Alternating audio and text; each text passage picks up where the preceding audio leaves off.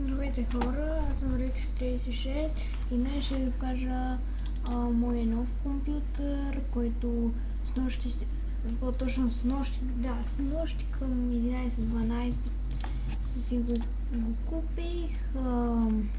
То е по-точно марка, Lenovo. Има всякакви екстри, в момента тегля една игра, не знам дали е готова. На Windows XP е, така че мисля да не забива толкова много като на компютъра ми и се надявам да няма толкова лак.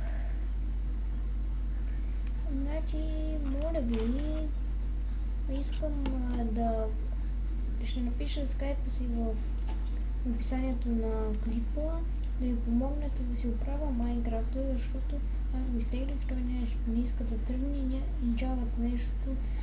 Не сега дума не иска да тръгне нищо на Майнкрафт. И това ми е целта на този клип, да направя този клип, да можете да ми помогнете по някакъв начин, защото не знам какво да направя. И това искам да е. Изгледайте клипа и ако можете нещо да направите, направете го. Пишете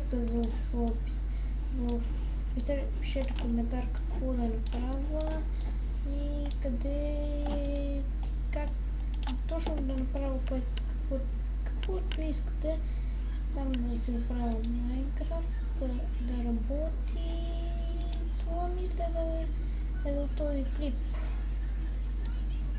И това само го направих да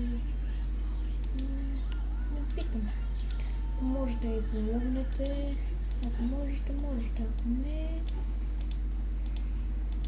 нищо не мога да направя. Ще питам някой приятел, ако може нещо да ми помогне, но едва ли. И това за този клип, виждате.